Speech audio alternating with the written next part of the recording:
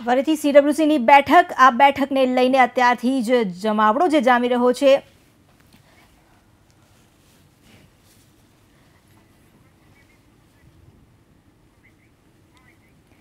ત્યારે આજે એક બાદ એક નેતાઓ સાથે પણ મીડિયા અને પત્રકારોની વાત થઈ રહી છે। પ્રિયંકા ચતુર્વેદી હોય કે પછી શક્તિસિંહ ગોહિલ હોય કે સિદ્ધાર્થ પટેલ, તમામ સાથે વાતો થઈ રહી છે, કારણ કે આજે સીડબ્લ્યુસીની બેઠકને લઈને તમામ નેતાઓ પણ ખડે પગે ઊભા છે। આજના કાર્યક્રમ અંતર્ગત જ્યારે 10:30 વાગે લગભગ સરદાર સ્મારક ખાતે બેઠક કાર્યક્રમની શરૂઆત થશે।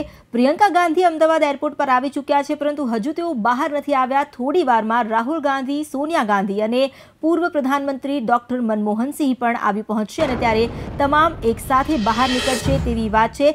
અત્યારે પ્રિયંકા ગાંધી જે પ્રદેશના નેતૃત્વ સાથેની મુલાકાતો કરી રહ્યા છે। થોડી વારમાં જ્યારે રાહુલ ગાંધી, સોનિયા ગાંધી અને મનમોહન સિંહ આવે ત્યારબાદ તેઓ આગળ આવશે અને બહાર નીકળીને કાર્યક્રમ સ્થળ તરફ રવાના થશે। પ્રિયંકા ગાંધીને જ્યારે વાત કરવામાં આવી રહી છે ત્યારે કોંગ્રેસના મહાસચિવ બન્યા બાદ અને પૂર્વીય યુપીના પ્રભારી બન્યા બાદ તેઓ જ્યારે ગુજરાત આવી રહ્યા છે, આજનો દિવસ કોંગ્રેસ માટે પણ એટલો જ મહત્વપૂર્ણ છે, કારણ કે લોકસભા 2019ની ચૂંટણી જે આવી રહી છે તેને લઈને રણશીંગુ ફૂંકવા માટે તેમણે જે ભૂમિ પસંદ કરી છે, ગાંધી અને સરદારની ભૂમિ પરથી, તેમજ અત્યારની વાત કરીએ તો પ્રધાનમંત્રી નરેન્દ્ર મોદી અને અમિત શાહના ગઢ પરથી કોંગ્રેસ આજે હુંકાર કરી રહ્યા છે। તો નિકુંજ, જે પ્રમાણે આપે જણાવ્યું છે, અત્યારે નેતાઓ જઈ રહ્યા છે, દ્રશ્યો પણ દેખાઈ રહ્યા છે, કારણ કે રાહુલ ગાંધી, સોનિયા ગાંધી અને ડોક્ટર મનમોહન સિંહ જે આવી પહોંચ્યા છે, તેઓ એક બાદ એક જે પ્રદેશના નેતાઓ ત્યાં તેમનું સ્વાગત કરવા ગયા હતા તેમની સાથે અભિવાદન પણ ઝીલ્યું અને ત્યારબાદ હવે તેઓ વીઆઈપી લોન્ચ તરફ જઈ રહ્યા છે, જ્યાંથી તમામ જે દિગ્ગજ અને શીર્ષસ્થ નેતાઓ છે એક સાથે નીકળશે અને સીડબ્લ્યુસીની બેઠકમાં જવા માટે રવાના થશે। જે પહેલા તેઓ પ્રાર્થના સભામાં પણ ઉપસ્થિત રહેશે। ગાંધીની ભૂમિ પસંદ કરવામાં આવી અને ગાંધીનો જ એ દિવસ કે જાણે સ્વતંત્રતા સંગ્રામના પાયા નાખવામાં મદદરૂપ બન્યા હતા, દાંડી કૂચનો દિવસ, એ દિવસ પસંદ કરવામાં આવ્યો છે। આજે કોંગ્રેસની કાર્યકારિણીની બેઠક માટે કોંગ્રેસે એ સ્પષ્ટ સંદેશ આપ્યો છે કે હવે ભારતને બીજી આઝાદીની જરૂર છે અને એટલા માટે જ આ તેના પાયા નાખવામાં આવી રહ્યા છે। પરંતુ આજની બેઠકની જો વાત કરવામાં આવે તો આજની બેઠકને લઈને કોંગ્રેસમાં પણ એક અલગ ઉત્સાહ દેખાઈ રહ્યો છે, કારણ કે 58 વર્ષ બાદ અમદાવાદમાં આ બેઠકનું આયોજન કરવામાં આવ્યું છે।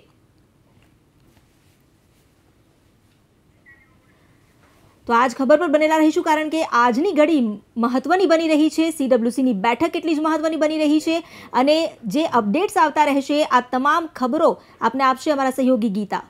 ચોક્કસથી અમિતા, તો જે પ્રમાણે હાલમાં અત્યારે આ શીર્ષસ્થ નેતૃત્વને આવકારવા માટે તમામ પ્રદેશના નેતાઓ પહોંચી ચૂક્યા છે। દ્રશ્યમાં જોઈ શકાય છે અહેમદ પટેલ પણ અત્યારે પહોંચી ગયા છે। આ સાથે જ હવે એક તરફ જ્યારે કોંગ્રેસની આ મહત્વની વર્કિંગ કમિટીની બેઠક અને એવામાં હવે રાપરના ધારાસભ્ય સંતોકબેનના પતિનું મોટું નિવેદન સામે આવ્યું છે અને તેમણે કહ્યું છે સંતોકબેને રાજીનામું નથી આપ્યું।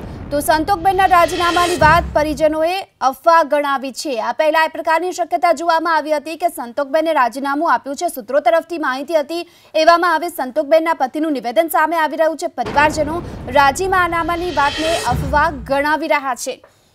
તો રાપરના ધારાસભ્ય છે સંતોકબેન કે જેમના રાજીનામાની વાત વહેતી થઈ હતી, સૂત્રો તરફથી માહિતી સામે આવી હતી, એવામાં એબીપી અસ્મિતાએ સંતોકબેનના પરિવારજનો સાથે વાતચીત કરી અને આ દરમિયાન પરિવારજનોનું કહેવું છે કે આ પ્રકારની વાત અફવા છે। સંતોકબેન રાજીનામું નહીં આપે, રાજીનામું નથી આપ્યું, આ પ્રકારની વાત કહેવામાં આવી રહી છે।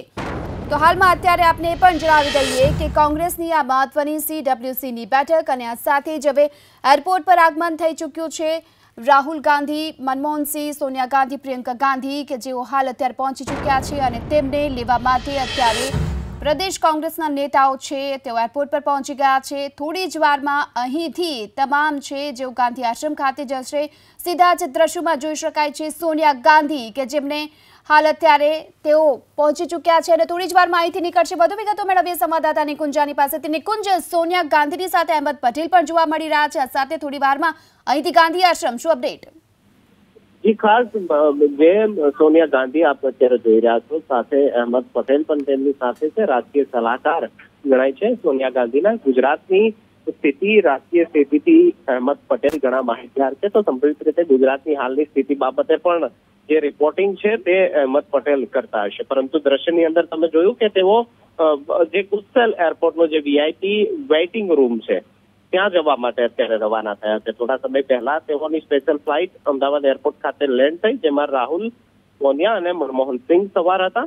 પ્રિયંકા ગાંધી તે પહેલા પહોંચી ચૂક્યા હતા. તેઓ પણ અત્યારે વીઆઈપી લોન્જ જે છે તેની અંદર તેમનો પ્રતીક્ષા છે, તેમની રાહ છે તે જોઈ રહ્યા હતા. હવે બધા જ નેતાઓ વીઆઈપી લોન્જની તરફ ગયા છે. સંભવિત રીતે ગુજરાતના શીર્ષસ્થ નેતૃત્વ સાથે કોંગ્રેસ મોવડી મંડળ હાઈકમાન્ડ જે છે તેની 5 થી 10 મિનિટની એક ચર્ચા વિચારણા કે નાની મીટિંગ થાય તે પ્રકારની પણ શક્યતા અને સૂત્રો પાસેથી અત્યારે માહિતી મળી રહી છે.